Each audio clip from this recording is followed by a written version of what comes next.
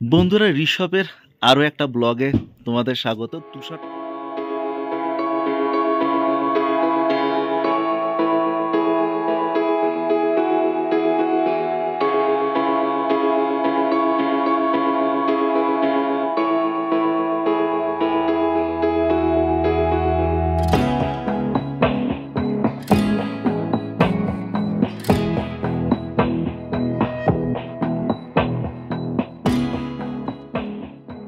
বন্ধুরা, ঋষভের আরও একটা ব্লগে তোমাদের স্বাগত। তুষার টকসে তুষার ঋষভে, আর ঋষভে এখন সন্ধ্যা 6:30।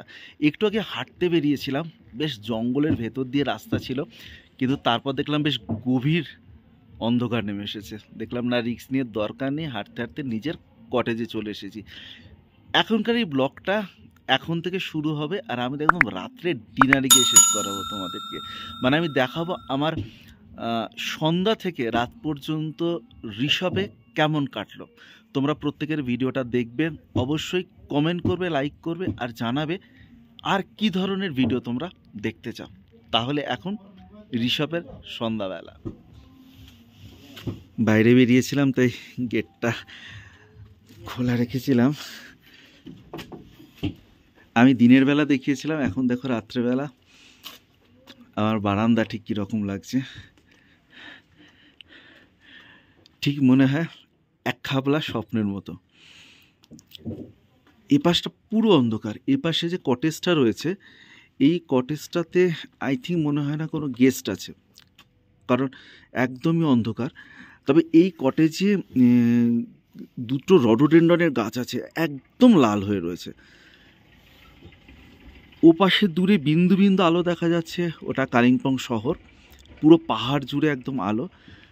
এখানে বেশ কিছু হোমস্টে রয়েছে, আর আমি তোমাদের পরে দেখাবো যে আমি যে হোমস্টেটাতে রয়েছি সেটা একটা কম্পাউন্ডের ভেতরে।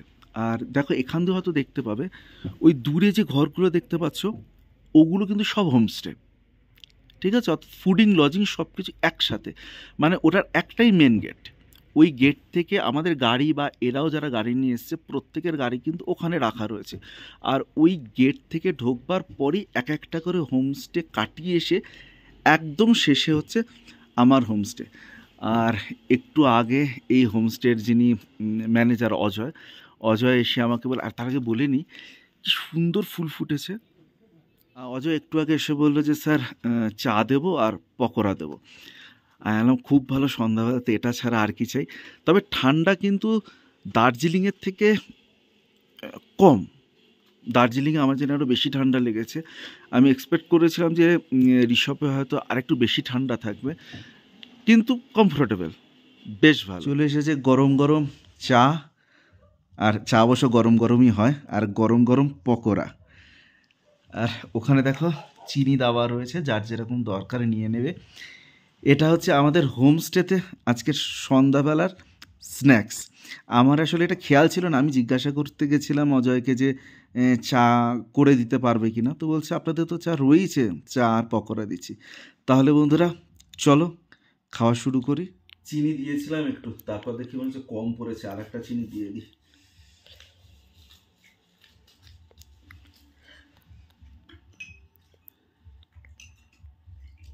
আর চা রেডি। এত বড় ডিশে কিন্তু আমার দেয়নি, এটা পকোড়ার ডিশ ছিল।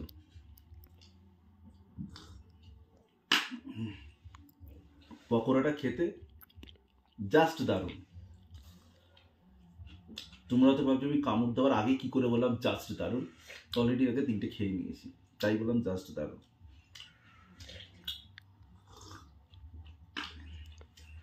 এই জানলাটা খুলে দিলে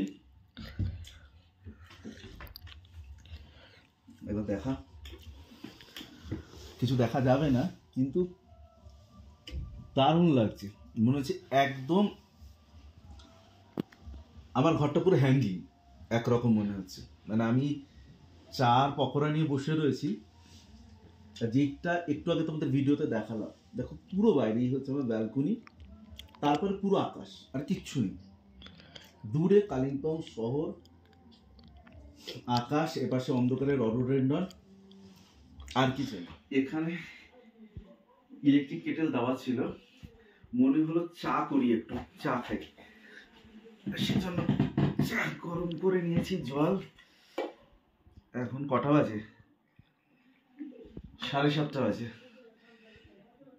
2 কাপ চা আপাতত থাকুক এখানে। চিনি আছে, চাপাত আছে, দুধ আছে, সব আছে। ও আরেকটা বলিনি, পকোড়া অর্ডার করেছিলাম পরে। আর আগের পকোড়া চাটা কমপ্লিমেন্টারি ছিল, আর এই চাটা আর এই জিনিসগুলো ইনগ্রেডিয়েন্টসগুলো এখানে রাখাই ছিল নিজে করে নেওয়ার জন্য। ওকে, পকোড়াটা 8 পিস 80 টাকা নিয়েছে ভেজ পকোড়া। মানে আমি যে হিসেবটা দিয়েছিলাম 1200 টাকা থাকা খাওয়া একদিন, এটা তার বাইরে। আরে বাস, চিনি কেমন শক্ত হয়ে গেছে।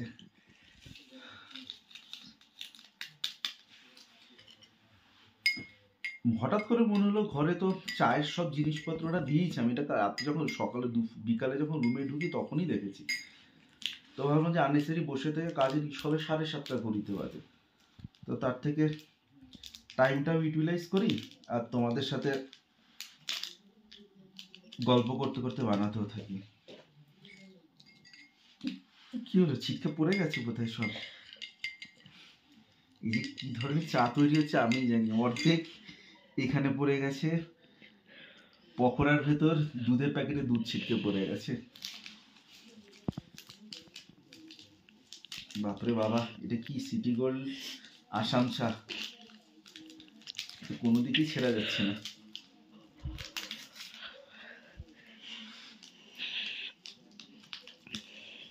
এটা কি চা না কফি, এটা কিছুই পড়ছে না। ও ভগবান, এর ভেতর এটা রয়েছে, আমি ওটাই হেরে যাচ্ছি।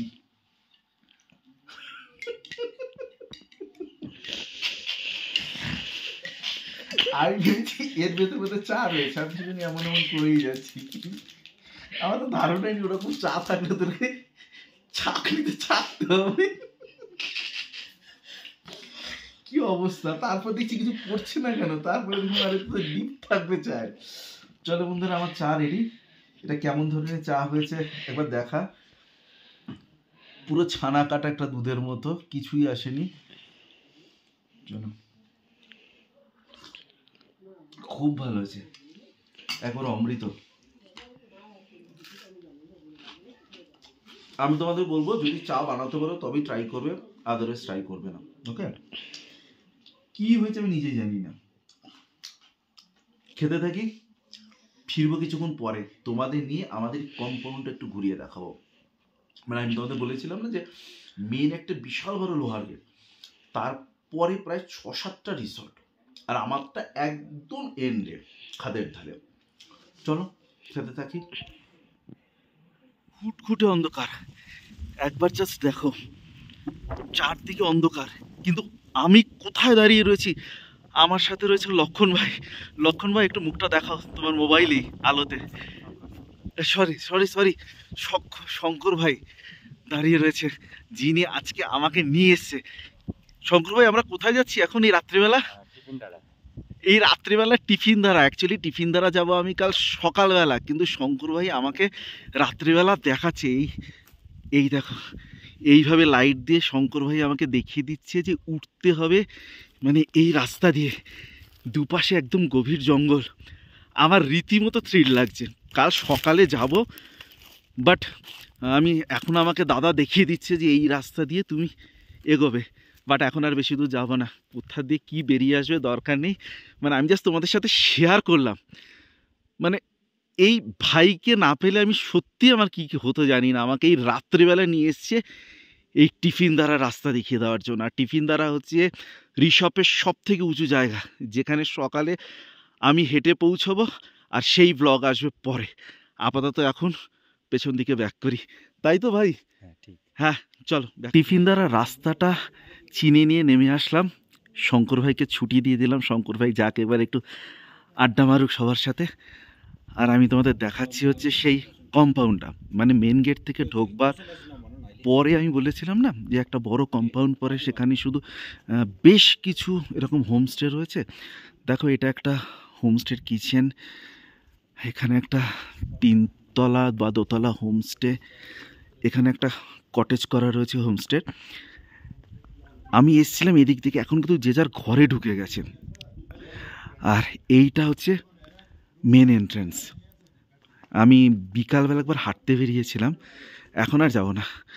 বাপরে বাপ, প্রচণ্ড অন্ধকার। এই রাস্তাটা কীরকম বলো তো, একদম শুনশান, একদম শুনশান। দুপাশে বড় বড় গাছ আর জঙ্গল, আর মাঝখান দিয়ে হেঁটে যাওয়ার রাস্তা। ওই বিকালে গেছি, ওটাই যথেষ্ট, আমি ভিডিওতে বলেওছি। এই হচ্ছে মেন গেট। চলো বাবা, আগে ঘরে ঢুকো, এক এক করে দেখো কটেজগুলো। মেন গেটের পর কিন্তু এই বড় কম্পাউন্ড, উপরে দেখেছো পেয়ার ফ্ল্যাগ উঠছে। এটা তখন দেখায়নি, একটা ছোট্ট ছড়ানো জায়গা। বিকালের দিকেও কিন্তু অনেকে বসে এখানে আড্ডা মারছিল, গল্প করছিল। এখন যেহেতু রাত 8টা বেজে গেছে, সেজন্য এখন অনেকটা ফাঁকা হয়ে গেছে জায়গাটা। কারণ ঋষভের রাত 8টা মানে যথেষ্টই রাত, যে যার ঘরে গল্প করছে। আমার অনেক ঘোরা হয়ে গেছে, এবার আমি ঘরে যাই, তারপর একেবারে ডিনার। বন্ধুরা, আর একটা জিনিস জানিয়ে রাখি, আমি দার্জিলিং থেকে শেয়ার গাড়িতে 250 টাকা শেয়ার গাড়ি করে কালিম্পং এসেছি। আর কালিম্পং থেকে আমাকে ঋষভে নিয়ে এসেছে কালিম্পং ঘুরিয়ে শঙ্করদা। আর এই কন্ট্রাক্টটা কিন্তু আমি করেছি গণেশদার থ্রুতে। ভীষণ ভালো মানুষ গণেশদা। একটু আগে ঋষভে গণেশদার সাথে আমার আলাপ হলো, আমি ডেসক্রিপশান বক্সে দিয়ে দেবো। আর এখনও এই ভিডিওর নিচেই দেখো গণেশদার নাম্বার যাবে। তোমরা যারা আসবে অবশ্যই গণেশদার সাথে নির্দ্বিধায় যোগাযোগ করতে পারো, একেবারে চোখ কান বুঝে জানবে। একদম সেরা সার্ভিসটা তোমরা পাবে গণেশদার থেকে। ভীষণ ভালো মানুষ এই দুটো, একটা গণেশদা আর একটা শঙ্করদা। এখানে দেখো আর একটা কটেজ, এখানে বেশ সুন্দর বসার জায়গা। আর এই কথা বলতে বলতে বক বক করতে করতে আমি চলে এসেছি আমার কটেজে। ওই দেখা যাচ্ছে কটেজ। আর এই ফুল গাছটা এত পছন্দ হয়েছে আমার, কি বলবো, একেবারে নিরিবিলি হয়ে গেছে এখন। এই দিকে আর একটা রাস্তা নেমে গেছে, আলো দেওয়া রয়েছে রাস্তাতে। আমি আরেকটু যাচ্ছিলাম পরে। এবার এদিকে আমার কটেজ, আমার আস্তানা, আমার হোমস্টে, যাই বলো না কেন, সেই চেনা বারান্দা। দূরে কালিম্পং শহর, অন্ধকার, শীতের আমেজ। এখন প্রায় বোধহয় 9:15 বাজে। কিছুক্ষণ আগে দরজায় নক করে বলে এসেছে যে স্যার খাবার রেডি, ডিনারটা কমপ্লিট করে নিন। বন্ধুরা, এবার খেতে যাচ্ছি। নামলাম সিঁড়ি থেকে, এবার যাচ্ছি খাবার ঘরে। এই হচ্ছে আমাদের ডিনার। রুটি, সবজি আছে, চিকেন আছে, আর আমি রাইস খাবো বলেছি, সেজন্য রাইস, ডাল, আলু ভাজা, চিকেন রয়েছে, একদম গরম গরম সব কিছু। আর ওইখানে দাঁড়িয়ে রয়েছে অজয় ভাই, একটা হাই করে দাও। এই অজয় ভাই সমস্ত কিছু দেখাশোনা করে এই হোমস্টের। আমি অজয় ভাইয়ের সাথে কথা বলেছি, সেই ভিডিওটা তোমরা আগে দেখতে পেয়েছো। আমি আগের স্লটে অজয় ভাইয়ের ভিডিওটা দিয়েছি। আর সমস্ত ব্যবস্থাপনা অজয় ভাইয়ের, একদম নিশ্চিন্ত মনে চলে আসতে পারো। অতএব এখন খাওয়া শুরু করি, খাওয়ার পর তারপরে তোমাদের বলবো কীরকম খেলাম। দুপুরের খাবার তো লাজবাব ছিল, এখন রাতের খাবার খেয়ে জাস্ট আসছি আমার রুমে। খাবার নিয়ে তো কিছু বলবো না, বহুদিন পরে এত ভালো চিকেন খেলাম, এত ভালো। তোমাদের এসে টেস্ট করতে হবে, আদারওয়াইজ আমার পক্ষে আর এক্সপ্লেন করা সম্ভব নয়। বন্ধুরা, সন্ধ্যা থেকে রাত পর্যন্ত, মানে আমি এই ব্লগটা শুরু করেছিলাম সন্ধ্যাবেলা, আর এখন রাত প্রায় 10টা বাজে। দেখালাম সন্ধ্যা থেকে কি কি করলাম। মানে একটা ঋষভের হোমস্টেতে থাকতে গেলে, বা আমি যে হোমস্টেতে ছিলাম, দ্য গোল্ডেন সুজন, লাজবাব কিয়া বাত, সেই হোমস্টেতে সন্ধ্যা থেকে রাত 10টা পর্যন্ত তুষার টক্সে তুষারের অ্যাক্টিভিটি আর তাদের হসপিটালিটি, এই নিয়ে ছিল এই ব্লগটা একবার একটু আরেকবার একটু দেখিয়ে নিই রাতের ভিউ। রাতের ভিউ দেখানো কিছু নেই, ঘুটঘুটে অন্ধকার, আর কিছু দেখা যাবে না। আর আমি তখন দেখিয়ে দিয়েছি এই ব্লগটা আমার খুব পছন্দের ব্লগ। মানে সন্ধ্যা 6টা থেকে রাত 10টায় 4 ঘন্টায় তুষার টক্সের তুষারের ঋষভের অভিজ্ঞতা। বন্ধুরা শেষ করে দিই, বসে শেষ করি। আমার কথা, তোমাদের কথা, এই নিয়ে আমাদের কথা।